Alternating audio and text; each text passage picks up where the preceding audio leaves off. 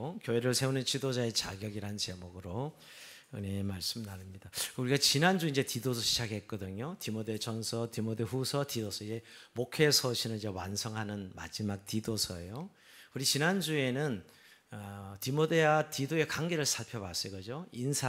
항상 서신서는 서원이 인사말로 시작하죠. 인사말인데 좀 다른 성경과 다르게, 다른 서신서와 다르게 인사말이 좀 길었어요, 그죠? 그런데 요지는 결국은 참 아들 디도에게 내가 편지한다 하는 내용이었어요. 바울과 디도의 관계에 대해서 살펴보면서 우리가 다음 세대를 계승하는 것 얼마나 중요한가, 바울의 마지막 죽음을 직감하고 이제 기다리는, 어떻게 보면 자기의 죽음을 기다리는 시간에 다음 세대의 사역을 계승하는 노사도의 그런 결연한 의지를 볼 수 있었고요. 또 그가 가진 믿음의 확신을 통해서 우리가 가진 영생의 소망이 제가 사도로서 어떻게 전해지는가 하는 것을 우리가 그의 인사말을 통해서 살펴봤습니다. 자, 근데 오늘 이제 오늘 5절에서 9절까지는 바울이 목회적으로 교회에 어떤 일꾼을 세워야 되는 이런 가르치는, 오늘 좀 교훈 설교, 교육 설교를 할 수 있어요. 오늘 내용이 그래 지금. 그러니까 목회적으로 어떤 일꾼을 교회에 세워야 되는가 하는 문제입니다. 자, 5절을 한번 같이 먼저 읽어봅시다. 시작. 내가 너를 그레데에 남겨둔 이유는 남은 일을 정리하고 내가 명한 대로 각 성에 장로들을 세우게 하려 함이니. 자, 우리가 지난주 그레데 섬에 대해서 이미 한번 생각해 봤어요, 그죠? 그레데 섬은 사실 지중해에 있어서 섬이 크지는 않지만 유럽과 아시아와 아프리카를 잇는 그런 요충지예요. 사실은 항구가 있는 도시고 섬이고요. 그래서 유럽을 또 아시아를 아프리카 대륙을 이어가는 그런 굉장히 중요한 이 섬인 것을 우리가 살펴봤고요. 근데 그 그레데가 바울이 복음을 전해서 교회가 세워졌어요. 세워졌는데 바울이 계속 목회를 할 수 없는 상황이죠. 그래서 오늘 자기의 참 아들, 참 믿음의 아들 이 디도를 그게 남겨두었다는 것이. 우리가 디모데는 에베소 교회, 자, 에베소는 벌써 오래된 교회를 사실 맡긴 것이고요.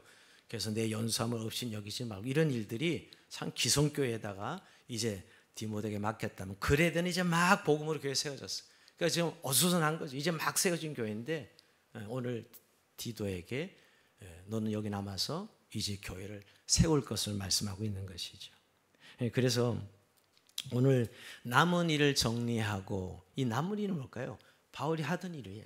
바울이 교회를 세우다가 이제 떠나야 되는 입장이니까 순회 선교하면서 남은 일을 정리하고, 즉 진리의 말씀을 가르치는 일이죠. 계속해서 진리의 말씀을 그레데 섬에 있는 성도들을 가르치는 일, 이게 남은 일입니다. 이 일을 계속하는 것이고, 또 한 가지 일이 어떤 일이라 그럴까요? 또 한 가지는 각성의 장로들을 세워라, 즉 지도자를 세워라. 그 교회 지도자를 세워라. 여러분 1세기에 나타난 교회 직분 장로나 감독이라는 용어는 같은 용어입니다. 오늘도 여러분, 오늘 5절에서는 장로라 그랬다가 7절에서 뭐라 나오죠? 감독은 그럽니다. 그러니까 같은 직분이라는 걸 금방 알 수 있어요. 나이가 많다는 의미에서, 즉 유대교의 배경으로는 그냥 장로라 불렀던 것이고, 그 다음에 목양을 한다는 의미에서는 감독이라고 불렀던 거예요. 그러니까 지금의 장로와는 차이가 있는 것이죠. 지금의 장로와는, 지금은 치리하는 장로, 가르치는 장로 이렇게 구분해서 쓰고 있지만 결국 가르치는 장로 목사고요. 또 목사는 또 가르치고 치리한 걸 같은 일을 하는 것이 목사고, 장로는 치리하는 장로, 이렇게 지금 쓰고 있는데 이 당시는 그 교회 목회자를 말하는 것이죠. 그래서 우리가 장로, 감독 같이 오늘 본문에도 나오고 있다는 것입니다. 그래서 결국 오늘 남은 일은 진리의 복음을 우리가 잘 가르쳐야 된다는 것 한 가지 분명히 명하고 있는 것이고, 그레데 섬에 디도를 남기는, 또 하나는 지도자를 꼭 잘 세워라. 근데 지도자라 그러면 우리나라는 지도자라는 용어 속에 좀 부정적인 의미가 많이 담겨 있는 것 같아요. 저는 그래서 일꾼이라고 했어요. 일꾼. 교회의 일꾼을 세우는 자격. 교회의 일꾼을 세우는 자격이. 그러니까 지도자는 지도자죠. 장로를 세우고 감독을 세우는 일이니까 여러분. 근데 결국은 일꾼입니다. 일꾼. 저는 교회에서 제일 좋게 쓰고 익숙한 용어는 일꾼이라는 용어가 제일 저는 마음에 듭니다. 또 실제로 하나님 그렇게 우리를 부르셨고요. 그래서 여러분 오늘 이런 의미에서 이 남은 일을 정리한다는 의미에서 진리의 말씀을 잘 가르치라. 또 하나는 교회 지도자를 잘 세워라. 이게 오늘 바울이 디도를 그레데섬에 남겨둔 이유인데, 근데 여러분 이 일꾼을 세우는 데서 그냥 막 세우는 게 아니에요. 오늘 5절에 뭐라고 말씀하고 있냐면 내가 명한 대로 각성의 장로를 세워라. 내가 명한 대로라고 얘기해요. 여기 바울이 명한 대로 세우라고 말씀하는 겁니다. 이건 바울의 개인의 기준을 말하는 건 물론 아닙니다. 성경의 기준대로, 하나님 말씀의 기준대로 일꾼을 세우라는 것이죠. 여러분, 우리가 교회 일꾼을 세울 때는 적어도 교회는 세상의 기준과는 달라야 되는 것이죠. 지금 교회 세속화 그러는데 교회도 세상과 별 다르지 않더라. 자꾸 이런 이야기 들을 때마다 늘 목사로서 이렇게 돌이켜 봅니다. 정말 우리 교회는 하나님께서 말씀한 성경의 기준대로 정말 사람을 세우고 운영되고 있는가? 세상의 요새의 좀 기준은 일꾼을 세울 때 그 사람 똑똑하냐, 잘났냐, 그거 제일 많이 보는 것 같아요. 좀 가졌냐, 많이 배웠냐. 여러분 이거 대단히 중요한 거죠. 그 사람의 실력이 출중하냐, 이런 것들이잖아요. 근데 오늘 성경은 그 기준이 아니거든요. 교회는 그렇지 않다는 것입니다. 세상의 수준으로, 세상의 기준대로 세우는 것이 아니지요. 그래서 여러분 세상에는 일꾼을 딱 세우면 학교 어디 나왔어? 이것부터 딱 물어보죠 벌써. 그 사람 학력이 어떻게 돼? 그 사람 또 어떤 기술이 뭐가 있어? 그 사람 재능이 뭐야? 이거부터 따져. 그 사람 또 뭐 좀 더 나가면 그 어디 지방 출신이야? 어디 지역 출신이야? 뭐 이런 것들 따지잖아요. 근데 여러분 교회에서 근데 정말 우리가 일꾼을 세울 때 이런 것들을 만약 우리가 기준을 세우고 있다면 우리는 하나님 말씀대로 일꾼을 세우는 건 아니지요. 근데 의외로 교회 안에도 이런 방식이 많이 들어와 있지 않나 돌아보게 됩니다. 저는 교회들, 우리 교회도 언제가 담임 목사 청빙하겠지만 또 담임 목사 청빙할 때 보면 교회들마다 혼란이 많고 홍역을 치는 교회가 대부분이더라고요. 근데 그게 왜 그럴까 하는 생각, 그 기준을 지극히 저는 하나님 말씀의 기준으로 세우지 않기 때문에 생각해요. 우리가 얼마나 잘 아는 사람이냐, 또 우리가 얼마나 친한 사람이냐, 이런 거 따지는 거예요. 여러분 그러면 그게 하나님 기준이 아니지요. 그러니까 내가 좋아하는 스타일, 뭐 내가 좋아하는 사람, 이런 기준으로 사람을 일꾼을 세우고 교회 담임 목사를 청빙하려고 하는 이런 이 부분이니 교회가 바로 세워지겠어요, 여러분? 그건 세상 방식이죠. 내가 좋아하는 거, 우리가 뭐 어떻게 친한지, 뭐 이런 기준들이야말로 정말 세상적인 인간적이지 않아요. 정말 하나님의 공예가 교회라면 하나님이 뭘 원하는가를 세우는 거예요. 그래서 오늘 봐, 내가 명한 대로라고 못을 받고 있는 거예요. 네 원하는 대로가 아니라 하나님 말씀의 기준대로 세우라는 것이죠. 자, 근데 오늘 이제 6절부터 하나님의 기준이 바울이 몇 가지를 많이 제시하고 있는데 크게 오늘 읽은 우리 9절까지 세 가지로 요약할 수 있어요. 어떤 일꾼이어야 되느냐? 첫째는 먼저 가정을 잘 다스리는 사람, 즉 가정에서 인정받는 사람이 교회 일꾼이 되어야 된다 하는 게 첫 번째고 6절 말씀. 또 두 번째 이제 7, 8절 보면 성품과 행실이 흠이 없는 사람, 즉 책망받을 것이 없는 사람은 좀 더 번역을 흠이 없는 사람이죠. 그러니까 성품과 행실에 흠이 없는 사람이 두 번째고요. 마지막 세 번째는 정말 하나님 말씀을 제대로 가르치고 지키는 사람, 말씀의 진리의 기준에 서 있는 사람.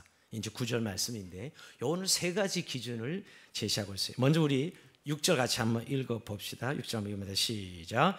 책망할 것이 없고 한 사람의 남편이며 방탕하다는 비난을 받거나 불순종함이 없는 믿는 자를 둔 자라야 할지라. 예. 한 사람의 남편이 아니고 한 아내의 남편이며 미쳤어요. 네. 제가 잘못 읽었는데도 빨리 여러분들이 빨리 이야기 안 하시고 그냥 넘어가시면 안 됩니다. 틀렸습니다. 이렇게 얘기할 수 있어요. 자, 한 아내의 남편이면 여기 오늘 6절 전체가 이 책망할 것이 없단 말이 7절이 또 나오는데 흠이 없는 사람이라는 의미인데요. 한마디로 가정을 잘 다스리는 지도자. 여러분 우리가 가정이 뭡니까? 이 가정은 하나님이 친히 에덴 동산에 세운 제도예요. 하나님의 법에 의해서 만들어진 것이라고요. 작은 교회와 같은 것이죠. 그러니까 먼저 교회의 일꾼이 되려면 가정에서 먼저 인정받아야죠. 가정을 잘 세우는 사람이어야 됩니다. 본이 되어야 되는 것이죠. 저는 그래서 여러분 꼭 그 가정에서 어떤 사람인지 확인이 필요하다는 것입니다. 사실 그리고 가정이란 데가 제일 어떻게 보면 가족 안에서 우리 뭐 예를 들면 남편이든 아내든지 결국 자녀든지 제일 잘 확인되는 거 아니겠어요? 제일 잘 검증된 데가 사실 가정이라고요. 그러니까 가정에서 제대로 세워진 일꾼이어야 교회에서도 일꾼이 될 수 있다라고 말씀하고 있는 것이죠. 즉 이런 겁니다. 아내를 어떻게 대하고 자녀를 어떻게 대하고 이것을 꼭 봐야 된다는 것이. 그래서 저는 정말 교회에서 우리 뭐 장로님들 안수집산 세울 때 아내에게 인정받는 남편이어야 되죠. 그죠? 예를 들면 그것도 안 되는데 사실은 교회에서요 반드시 전 드러난다고 생각합니다. 여러분 가정의 문제가 사실 가정으로 끝나는 것 같아요. 그 사실 가정 공동체에서 만드는 관계가 그 사람의 삶에서 그대로 연장이라 저는 생각해요. 그런 의미에서 오늘 여러분 가정을 잘 다스리는 한 아내의 남편이라고 말하는 이유가 그 때문에 여기 오늘 장로와 감독들은 다 남성들이었기 때문에 당연히 한 아내의 남편이라고. 그리고 자녀들, 즉 오늘 자녀 문제를 방탕하는 비난을 받거나 불순종이 없는 믿는 자녀를 둔 자녀와 문제가 없이 자녀를 잘 양육하고요 세운 오늘 남편을 말하고 부모를 말하고 있는 것이죠. 그래서 저는 이 가정에서 아내의 말을 들을 수 있는 사람, 그래야 교회 교인들 말도 들을 수 있다고 생각해요.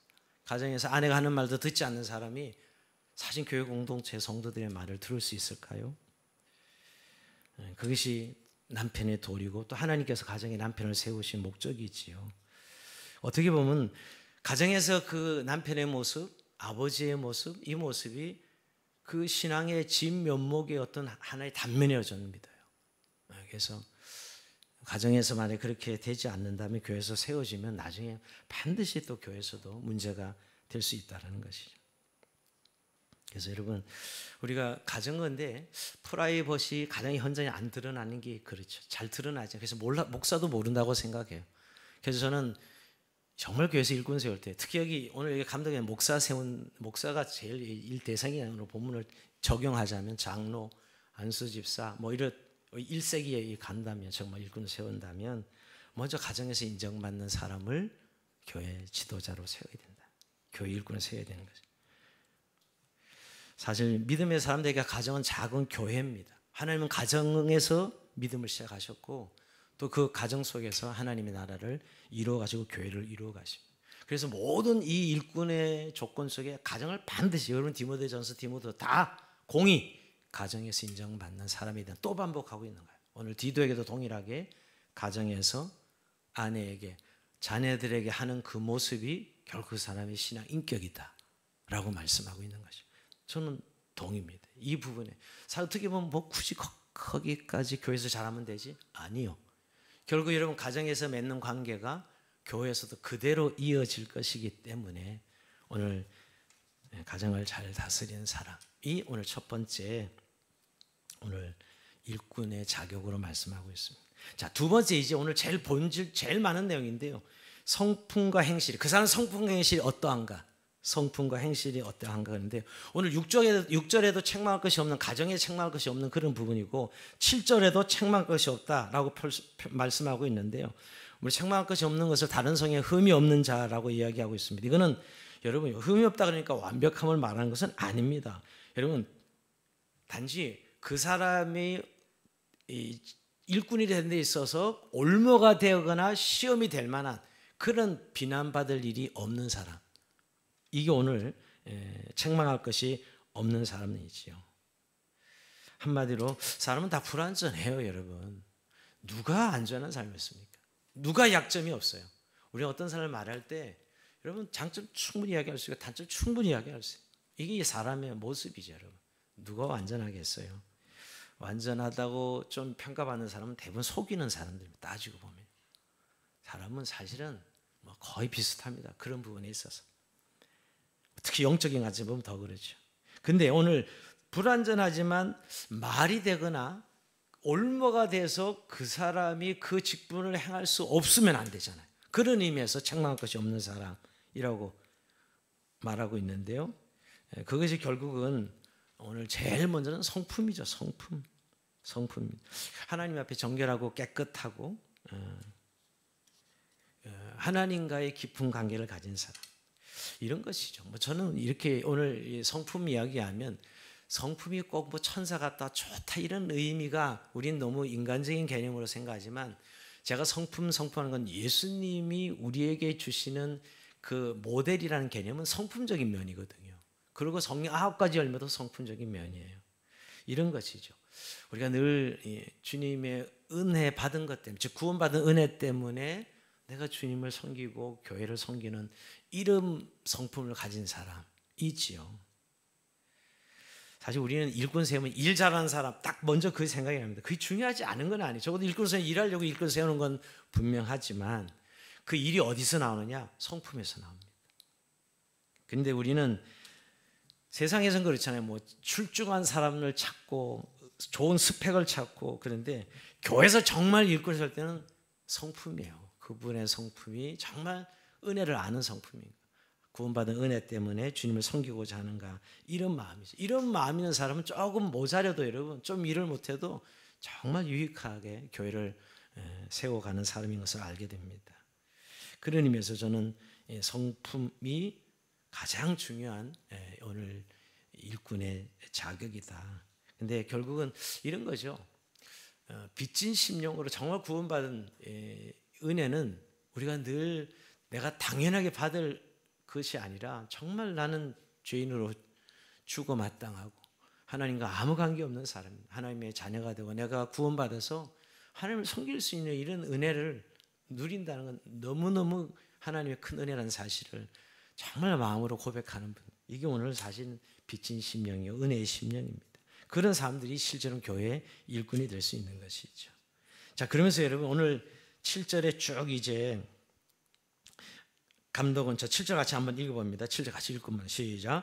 감독은 하나님의 청지기로서 책망할 것이 없고 재고집들 하지 아니하며 급히 분내지 아니하며 술을 즐기지 아니하며 굿하지 아니하며 더러운 이득을 탐하지 아니하며. 자, 이제 그 행실에 대해서, 자, 인격에서 이제 성품에서 나오는 게 인격 행실이죠. 그 사람의 인격 행실인데 우선 7절에는 부정적인 것, 없어야 되는 거, 그 다음에 8절에는 있어야 되는 게 나오는데 없어야 되는 행실이 먼저 나옵니다. 제일 먼저 나온 것이, 자, 급히 분내지 아니하며, 제 고집대로 하지 아니하며, 제 고집대로 하지 아니하며. 자, 여기 제 고집대로 하지 아니하며 그 중요한 그분의 인격이죠. 성품인데 사실 일꾼이 되면 권위가 생겨요. 근데 일꾼이 된다는 건 왜 그 일을 직분을 주면, 근데 그 권위는 세상에서 말하는 권력은 아니죠. 정말 우리 이 부분에 영적 권위지 세상 사람 뭐 지도자가 되면, 세상 권력자가 되면 그런 권위가 아닙니다. 근데 하나님이 그 일을 할 수 있도록 하나님이 영적 권위를 주십니다. 그런데 그 권위를 가지고 자기 방식으로 일하는 사람들은 많아요. 자, 오늘 그런 의미에서 제 고집대로 하지 않으면, 자기 방식이 뭐죠? 그러니까 이런 거예요. 자기가 원하는 방식대로 일하는 거예요. 교회는 여러분 함께 일하는 것이거든요. 그래서 하나님께 일꾼 세울 때 항상 가장 중요한 생각이, 오늘도 제 고집대로 하지 아니하며 한 것은 어떻게 함께 할 수 있는가. 이 하나님께서 원하는 일꾼이라는 것입니다. 사실 교회는 일을 잘하는 사람이라기보다는 함께 잘하는 사람입니다. 함께. 그러니까 사실 자기 고집대로는 그냥 자기 원하는 방식을 관철하는 사람들이죠. 저도 길을 열어놓고 다른 사람과 함께 할 수 있는 일꾼, 이것을 말하고 있는 것이죠. 그리고 정말 다른 사람을 세우고 다른 사람을 함께 일하게 할 수 있는 사람, 이것이 오늘 제 고집대로 하지 아니하며 첫 번째 조건을 내걸고 있는 것입니다. 여러분, 우리가 고집 없는 사람 없습니다. 사람은 다 고집이 있어요. 저 사람 유난히 고집 세다 그러는데 우리 다 고집에 관해서는 다 대표 선수들입니다. 아니에요? 없는 것 같죠? 목사님은 고집, 아이고 그런 소리들 허들 마세요. 제 안에 얼마나 완고한 고집이 있는데 저는 그걸 너무 잘 압니다. 단지 목사이기 때문에 안 드러내려고 노력하는 것 뿐이지. 근데 일할 때 제 고집대로 일하지 않아야 돼요. 여러분, 우리가 일꾼들 보면 정말 지 성질들 하네, 이 소리 듣는 거 정말 그건 좋은 건 아닙니다. 여러분, 그게 장점처럼 느껴지는 거 아시지만 교회는 다양한 사람들이 함께 일하는 것이잖아요. 그럴 때 하나님은 그것을 함께 융합할 수 있는 사람을 원하시고 계세요. 그래서 제50대로 하지 아니에요. 말씀이에요. 자, 두 번째는 뭐죠? 오늘 인격 속에 급히 분내지 아니하며. 자, 분내지 않고 뭐 분이 가득하다는 표현을 요새 많이 쓰고 있는데 요즘 우리 사회는 분이 가득한 사람이 많아요. 가끔 이게 국회 방송을 보다 보면 관심 있어 시간 나면 한번 어떻게 정치가 돌아나 보려 그러면 소리치는 사람이 이렇게 많아요. 분이 나가지고 막 분을 못 참아. 근데 국회만 그런 게 아니라 답하는 사람도 그렇더라고 보니까. 그래서 야, 우리 분이 많은 사회구나. 근데 참 교회는 여러분 다 죄인들이 모이는 곳입니다. 허물이 얼마나 많이 보일까요? 근데 그 허물이 보일 때마다 신랄하게 비난하면 그게 바로 분내는 교회가 되는 것이죠. 근데 왜 그렇게 분을 낼까 생각해 보면 자기 안에 처리되지 않은 감정이 있을 때 분을 내게 되는 거예요. 처리되지 않는 감정이 있는 거죠. 그래서 그게 딱 부딪히면 탁 터져 나오는 것이죠. 여러분, 그래서 항상 우리가 어떤 일을 대할 때, 사람을 대할 때 잊어버리고 용서가 돼서 다시 새롭게 맞이해야 되지, 계속 쌓였다가 뭔가 턱 터지면 확 터지는 거예요. 여러분, 대화하다가 갑자기 저는 왜 저리지? 지금 일이 아니고 그 전에부터 쌓여있던 거예요. 보면 어떤 사람으로 쌓여있거나. 교회에서 이런 일꾼들은 일을 하면 안 되는 것이에요. 여러분, 근데 우리는 내가 가진 기준이나 짧은 지식으로 어떤 것을 판단할 때 분이 일어날 때가 많지요. 여러분, 근데 분을 내는 근본적인 이유는요, 내가 누군지 잘 모르기 때문에 그래요. 내가 누군지 알면 별로 분을 낼 이유가 없어요. 내가 얼마나 하나님 앞에 죄인인지. 남 허물을 볼 때만 확 분이 일어나잖아요. 사실은요. 왜 저렇게 일할까? 왜 저렇게 돼가지고. 근데 여러분, 우리 자신을 돌아봐요. 그럼 우리도 여러분 똑같아요. 그거 보면 자기 자신 똑같다고. 우리가 죄인인 것을 기억해야 됩니다. 근데 좀 오늘날 우리 시대는 너무 급해요. 그죠? 너무 빠르고. 그래서 뭔가 좀 기다려주지 못합니다. 사람은 참 묘한 것 같아요. 사람은 정말 우리가 뭐라고 이렇게 단정 지을 수 없는, 좀 사람을 세울 때 정말 인내가 필요합니다. 급해서는 안 된다는 거예요. 우리는 이제 빨리 결정이 나야 되고 빨리 뭔가 결과가 나야 되고 이런 시대에 살아서 사람에게 대해서도 그렇게 대하는 거예요. 그러다 보니까 참 분이 나는 것이거든요. 여러분, 사람이 하나 세워지고 그분이 온전하게 변화되려면 오랜 시간의 기다림이 필요합니다. 참아주고 믿어주는 과정이 필요한 것이죠. 우리가 너무 쉽게 사람을 판단하거나 쉽게 포기해서는 안 됩니다. 우리의 교회 공동체에 급히 분내면 바로 이런 데서 생기는 것이거든요. 좀 사람을 끝까지 기다려주는 그런 은혜가 우리가 있기를 원합니다. 자, 이게 오늘 두 번째 급히 분내지 아니하며, 오늘 일꾼의 자격이죠. 자, 세 번째 뭐죠? 술을 즐기지 아니하며. 예, 이거 뭐 말할 필요가 없는 부분인데 여러분, 근데 오늘날 이거 좀 설교를 해야 될 것 같아요. 한국 교회는 여러분 어쨌든 전통, 우리 선교사들이 와서 술, 담배, 금주, 금연, 이게 한국 교회 전통이거든요. 근데 지금 이제 깨지고 있어요. 오늘 우리 시대 지금 이걸 깨지고 있다는 생각이 듭니다. 옛날에 약간 진보적인 교단에서 좀 뭐 그런 뭐 술 취하지 않으면 됐지 뭐 먹는 게 죄냐, 뭐 맞아요. 어떻게 보면 그렇게 성경은 술 취하지 말라, 술 먹지 말라 그랬어요. 근데 술 먹어도 죄가 안 된다, 그런 성경 구절은 어디 있어요? 제가 한번 찾아보면 좋겠어요. 어떤 분들은 술 취하지 말라 그랬는데 뭐 술에 대해서 그렇게 교회에서 강조하느냐라고 이야기할지 모르지만, 여러분, 우리가 술이 가져다 주는 폐해는 우리로 하여금 실수하게 하고 또 특히 일꾼이 될 때 여러분 공격의 빌미를 주는 겁니다.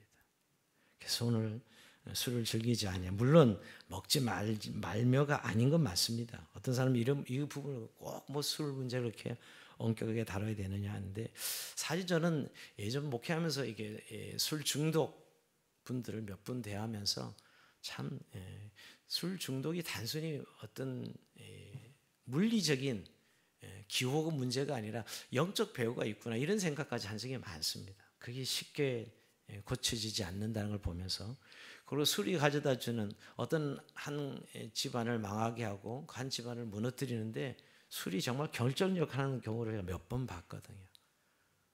물론 우리가 지금 음식으로서 먹습니다 뭐 이렇게 우리가 애교로 이야기할지 모르지만 결국 중독으로 가더라고요. 시간이 지나면. 그리고 요새 젊은 사람들이 더 이렇게 많은 애주가들이 생기는 그런 현상들을 보면서 이런 부분에 있어서 우리는 좀 믿음의 사람의 관점에서 우리가 정말 일꾼이 된다면 금주하는 것 당연하다고 생각합니다. 근데 저는 한 걸음 더 나와서 좀 요즘 우리가 중독 시대잖아요. 술 중독뿐만 아니라 마약 이런 부분이 지금 뭐 이 공공연하게 청소년들 마약 문제가 나오고 있고요. 그다음에 뭐 성중독 이런 문제도 계속 지금 사회 문제도 있고, 그다음에 뭐 쇼핑 중독, 그다음에 도박 중독, 뭐 이런 지금 제가 하나 더 붙이게 주식 중독도 있답니다. 눈만 뜨면 계속 주식 오르는 게 보고 있는 중독 증상이죠. 네. 그러면 주식이 중독이라면 저는 요새 현대인들은 핸드폰 중독? 핸드폰 속에 살고 있는 거예요. 완전히 핸드폰에 뭐 그냥 이게 함몰돼서 하루 종일 핸드폰을 봐야 돼. 핸드폰 하루에 몇 시간? 한 5시간에서 7시간 보는 사람 수두룩해요. 심각한 거죠, 여러분. 근데 제가 여러분 이게 영적이면 정말 우리의 건강한 신앙의 삶에 있어서 이게 과연 얼마나 많은 폐해를 끼칠까 하는 것입니다. 예배 시간에도 계속 핸드폰을 꼭 봐야 되는 이런 상황들, 기도하는 시간에도 봐야, 물론 뭐 기도 제목 본다고 봐야 되고 뭐 그러긴 하더만요. 참 그 구분하기 어려운데 어쨌든 저는 이 술을 즐기는 이 중독 부분에 있어서 우리가 일꾼된 자들이 정말 깨끗해야 되고 지킬 수 있어야 된다. 자, 그런 의미에서 술을 즐기지 아니하며 이 일꾼의 조건이 들어가 있어요. 또 하나, 자, 굿하지 아니하면, 네 번째 굿하지 아니하면. 자, 오늘 이 굿하지 아니하면 조금 일꾼 중에 진짜 폭력선사 사람이 있나? 1세기엔 적어도 이런 분들이 있었다는 생각을 해보고 지금도 있다는 의미를 저는 주면서 듣습니다. 즉 이런 거죠. 목적을 달성하기 위해서 폭력 호소하지 않는 사람. 의견이 다를 때 호전적인 눈으로 보는 거. 이거 사실 폭력적이죠, 여러분. 일을 같이 하다 내 의견이 다르고 내가 뭘 달성하려면 그 사람 꼭 해야 돼 이러면서 약간 호전적인 태도로 나온 거. 이거 사실 굿하지 아니하면 해당하는 것이죠. 또 문제를 해결할 때 수단 방법 가리지 않고 해결하는 이런 스타일의 사람, 이게 뭐 폭력적인 것이죠. 저는 사실 교회가 양쪽으로 갈라져 가지고 막 싸울 모습을 한 2번 본 적이 있거든요. 와, 믿는 사람이 그렇게 싸우는 거 보면서 야, 진짜 뭐 대단합니다. 대단해요. 근데 절대 주님이 기뻐하지 않습니다. 그 일로 얼마나 많은 사람이 교회를 떠나고 시험에 들고 교회를 떠난지 저는 너무나 잘 알고 있기 때문에, 하여튼 폭력적인 건 하나님 원하지 않는 것이. 근데 여러분 오늘 이 굿하지 단지 폭력적인 것만 말하는 게 아니라 우리가 사람들의 말로 왕따시키거나 사람을 인격을 무시하거나 명예를 실추시키거나 이런 것들 다 사실은 폭력적인 거죠. 오늘 그렇게 하지 말아야 된다.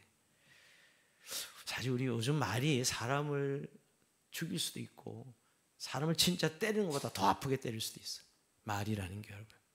그러니까 오늘 이름에서 오늘 굿하지 아니하면 이 조건이 너무너무 중요한 일꾼들의 자격이 됩니다. 자, 그 다음에 더러운 이득을 탐하지 아니하며, 5번째. 자, 교회 일꾼은 불이한 부당한 이득을 기대해서는 안 되는 것이죠. 전 더러운 이득을 탐하지 않으면 이걸 생각할 때 교회 제일 시험 들게 하는 건 재정 문제예요. 재정을 제대로 관리하지 않을 때 많은 성도들이 시험에 들고 교회를 떠난 것도 봤고요.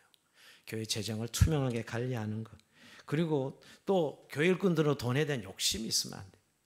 꼭 어떤 돈의 방향들을 자기 의도한 대로 가져가려고 하는 이런 일꾼들이 되어서는 안 된다는 거죠. 더 나아가서는 저는 오늘 돈을 정말 우리가 버는 것 너무너무 잘 버는데 또 힘써서 버시고 애를 쓰는데 잘 쓸 줄 아는 사람, 이게 일꾼이 돼야 돼요. 근데 우리는 버는 건 굉장히 강조하는데 잘 쓰는 건 잘 모르는 것 같아요. 무조건 모으자 안 쓰자에 포인트가 있는 분들이 너무 많아요. 교회도 그런 분들 많습니다. 사실 정말 열심히 잘 벌고 열심히 하나님 원하는 데 잘 쓰는 것, 그죠? 이런 것도 오늘 더러운 이득을 탐하지 않는 것이 제일 중요한 분이었어요. 즉 우리가 하나님 앞에 받은 것들을 제대로 나누고 함께 할 수 있는 사람, 이번 오늘 더러운 이득을 탐하지 아니하면 덕목입니다. 자, 근데 이제까지 7절은 부정적인 요소들이에요, 그렇죠? 자, 오늘 8절은 이제 긍정적인 덕목. 8절 같이 읽어봅니다. 시작. 오직 나그네를 대접하며 선행을 좋아하며 신중하며 의로우며 거룩하며 절제하며. 자, 오늘 나그네를 대접하며, 이 당시는 숙소가 없어서 당연히 나그네 대접이 기독교 덕목의 일이었어요. 그래서 항상 집에 나그네가 머무는 방이 하나씩 있었다고. 1세기 그리스도인들은. 근데 저는 뭘까 이게? 낯선 사람을 잘 대하는 사람, 낯선 사람을 잘 섬기는 사람. 우리가 친하고 아는 사람 섬기는 건 뭐 당연한 거지만 낯선 사람인데 잘 대해주고 잘 섬기는 사람, 이게 나그네를 잘 대접하는 사람이죠. 그 더 나가서 적어도 자신의 재정과 시간을 그것은 나만 사용하러 주신 것이 아니라 적어도 이웃을 위해 쓰라고 주님이 주신 것이다라고 인정하는 사람, 이게 나그네를 잘 대접하는. 적어도 나의 방이 좀 필요한데, 즉 이웃이 들어올 수 있는 여백이 있는 삶, 이게 저는 나그네를 잘 대접. 내 시간과 재정을 가지고 이웃이 들어올 수 있는 여백이 있는 삶, 이게 정말 나그네를 대접하는 일꾼이지요. 사람들을 섬길 수 있는 방이 필요합니다. 현대인들은 여러분 이제 뭐 다 여관 갈고 뭐 당연히 뭐 숙소 가고 이제 이런 것은 이미 이제 우리의 문화가 된 것 같아요. 집에 모시는 거 거의 이제는 안 하는 것 같습니다. 특별한 경우를 빼놓고는. 그럼에도 불구하고 우리의 삶에 낯선 이들을, 다른 사람을 우리가 섬길 수 있는 여유와 그런 재정과 시간을 가지는 것은 정말 그리스도의 일꾼으로서 가져야 될 덕목입니다.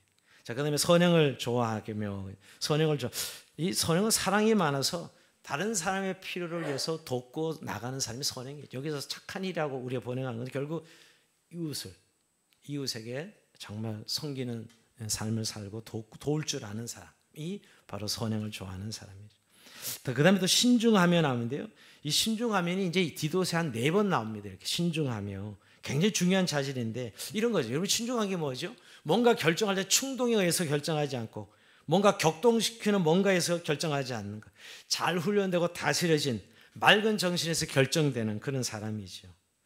여러분, 이게 좀 성격이라고 많이 탓하긴 하는데 아니요. 우린 자꾸 성격 탓 너무 하지 마시고 그리스도인이 되었으면 이제 성령으로 다스려지는 성격이죠, 여러분. 성령으로 훈련된 성격이에요. 이 부분에서 우리가 신중하며 충동에서 뭘 결정하고 급하게 결정해서 일을 어그러뜨리거나 사람에게 상처를 주거나 이러지 말아야죠. 이게 신중한 그런 분들이 일꾼이 되어야 된다는 것이죠. 자, 그 다음에 의로우며 그랬습니다. 자, 의로움, 그 다음에 거룩함이 나오는데, 의로운 것은 사람을 대하는 자세고요. 여기서 말하는 거룩한 것은 하나님을 대하는 자세죠.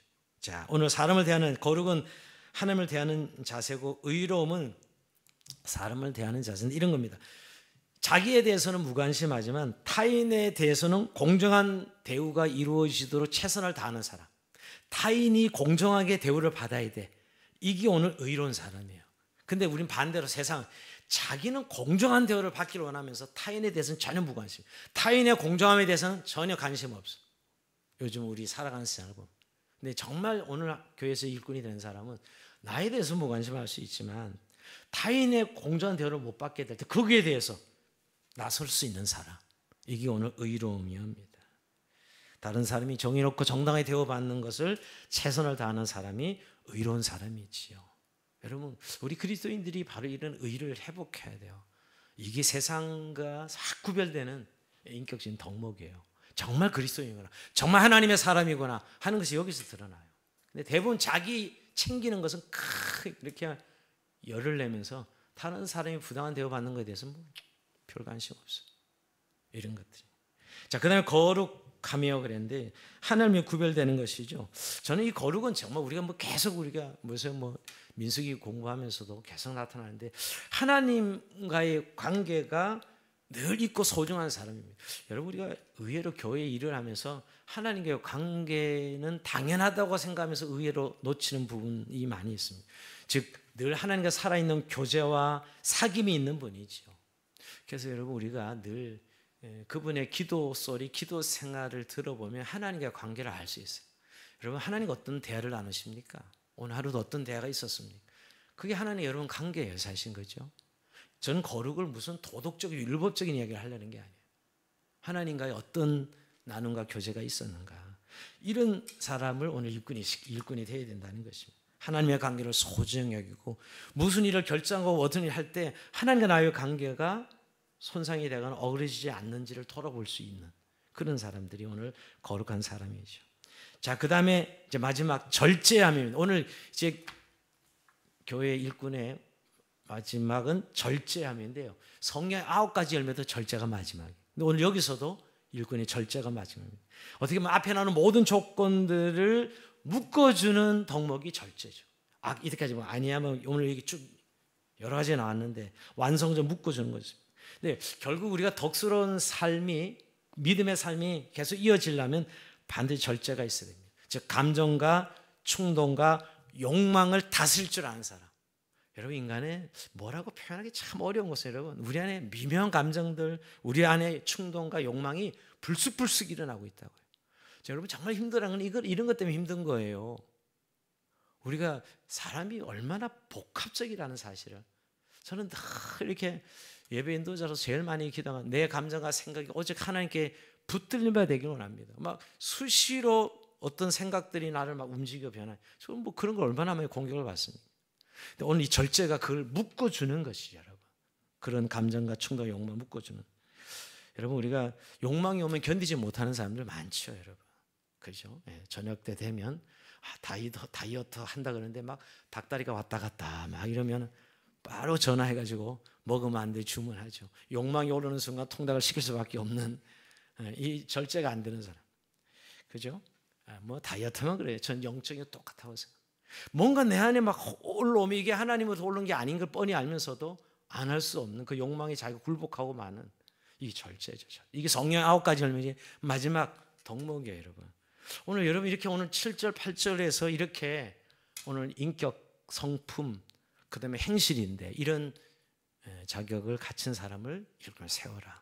여러분, 이게 목회 서신이라서 여러분 그래서 치지 몰라도 이 교회 일꾼들을 세우는 데 있어서 하나님께서 기대하는 이 덕목들이라는 거예요. 근데 여러분, 이런 능력이 어디서 올까요? 이런 능력이 어디서 올까요? 자, 9절입니다. 마지막 9절 한번 같이 읽어봅니다. 시작. 믿분 말씀의 가르침을 그대로 지켜야 하리니 이는 능히 바른 교훈으로 건면하고 거슬러 말하는 자들을 책망하게 하려 함이라. 아멘. 믿분, 신실한 말씀을 그대로 오늘도 이게 가르침을 그대로 지키는 사람, 오늘 이렇게 말씀하고 있는데 결국 이렇게 선한 행실과 오늘 우리의 이 성품은 말씀으로부터 온다는 것입니다. 여러분, 우리가 무슨 우리가 완벽하고 무슨 우리가 도덕적으로 아닙니다. 다 우리가 이렇게 어떻게 보면 잘 감춰져 있을 뿐이지 사실은 뭐 저 역시 마찬가지입니다. 오랫동안 목회자로서 어떻게 보면 훈련이 돼서 감춰지는 것 뿐이지 여러분 저의 속을 마저 돌아서 본다고 저를 따라할 사람 한 사람도 없을 거예요. 같이 있을 한 사람도 없을 것이. 얘가 왜 이 말씀드리냐면 결국은 말씀으로 다스려지는 것, 그것이 오늘 주님께서 말씀하시는 거예요. 야, 그 사람 뭐 굉장히 탁월해, 뭐 어떻게 이런 것이 일하는 게 아니고 정말 얼마나 내가 말씀대로 순종하려고 하는 사람이냐 하는 것에 달려있다는 것이에요. 결국 하나님 말씀에 충실하고 그 건강한 하나님의 바른 교훈을 가르칠 수 있는 사람, 즉 말씀을 알고 말씀의 기준으로 서 있는 사람이죠. 근데 여러분, 말씀에 서 있다는 이 표현이 중요해요. 나는 이렇지만 하나님 말씀을 알기 말씀에 서려고 딱 붙잡는 것이죠. 그래서 그것 중에 하나님 일하시는 거예요. 그래서 이 인격들이 그게 드러나는 것이지 내가 무슨 잘나서 사실 그런 인격이 되는 것은 아니죠. 그러니까 사실 말씀의 기준. 근데 오늘 본문에 보면 지켜야 하리니, 그러니까 말씀을 이론적으로 지식적으로 아는 거는 목사가 제일 많이 알지 모르겠어요. 그런데 중요한 건 지키는 사람입니다. 이론적으로 아는 사람이 아니라 지키는 사람. 여러분, 우리가 하나님 말씀을 안다 그럴 때 언제 아냐면 순종해봐야 아는 것입니다. 옛날 정주영 씨가 늘 회사 CEO로서 사람들 만나면 해봤어? 해봤어? 그것부터 먼저 물어본 다음에 해보고 말을 하는 사람과 해보지 않고 말하는 사람 하늘과 땅 차이라니까. 그러니까 순종을 통해서 사실 진리를 아는 거예요. 어떻게 보면 이론 듣는 거는 그냥 지식으로 정보로 남아있는 거고요.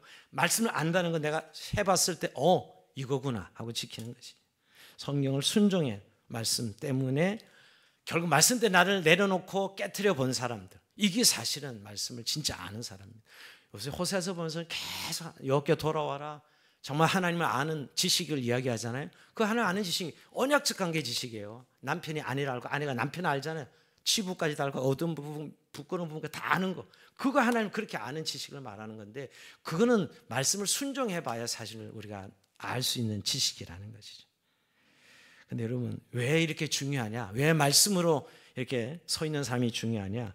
이 일꾼이 해야 될 이 두 가지가 있기 때문에. 자, 그 뒤에 나오죠. 이는 능히 바른 교훈으로 권면하고. 자, 지도자가 되면 일꾼이 되면 다른 사람을 권면해야 되잖아요. 때로 교회 공동체에서 여러분 다른 사람을 권면해야 될 때 있어요. 눈치나 보고 사람 기준으로 좋은 게 좋고 이러면 이거는 사실은 교회가 제대로 쓰지 못하는 거죠. 그 한 사람이 제대로 일꾼이 바르게 권면해야 돼 권면하지 않고 그냥 뭐 좋은 게 좋고 뭐 이런 기준을 가지고 있다면 교회는 바로 세우지 못하는 거예요. 또 하나 뭐죠? 거슬러 말하는 자들을 책망하게 하려 함이라. 자, 교회 주님의 이름으로 때로는 책망해야 될 때도 있기 때문에 여러분 교회는 아직은 천국이 아닙니다. 사실 하나님 나라가 아니에요. 그 교회는 죄인들이 모인 것이고 각기 실수도 연약한 자들이 모이고 마귀가 늘 공격하는 것이고 그래서 여러분 교회가 좀 설라 그러면 마귀가 와서 다 공격 그 사람도 공격해가지고 또 한번 또 뒤로 후퇴하고 이런 일들을 뭐 우리 지상교회는 늘 보고 있는 일이에요. 사실은 속는 거지 우리가 어두운 세력에. 근데 오늘 그런 의미에서 교회는 다수가 원하는 것, 다수가 원하는 데서 여러분 민주주의가 정치 제도는 뭐 좋은 제도일지 모르지만 교회는 민주주의는 아니죠. 하나님의 뜻대로 세워져 가야 되는 것이 하나님 진리의 말씀대로 세워져 가야 되는 거예요. 자, 그런 의미에서 볼 때 오늘 정말 하나님의 말씀의 기준이 분명하지 않으면 늘 인간적인 이런 방법으로 교회를 섬길 수밖에 없는 것이죠. 결국 그런 의미에서 여러분 말씀에 순종하여 우리가 하나님의 일꾼이 된다는 게 얼마나 중요한 것인가를 오늘 본문에 말씀하고 있는 겁니다. 오늘 우리 교회 우리의 작년에 일꾼들을 많이 해서 또 계속 교회는 세워 가야 됩니다. 또 사실은 일꾼 그러면 꼭 뭐 장로님, 안수집사, 권사님 이런 분들 항정직 분들 일꾼이 아니라 교회는 사실은 모든 사람 일꾼으로 세우는 거예요. 그런 의미에서 오늘 이 일꾼의 자격이 오늘 우리 각자 마음속에서 정말 주님 이런 자격, 이런 성품, 이런 행실로 내가 하나님께 아름다운 일꾼으로 드려주고 세워줄 수 있게 기도하는 저 여러분의 삶이 되게 주의 이름으로 축원드립니다. 자, 우리 찬송하면서 주님 앞에 기도의 시간을 갑시다.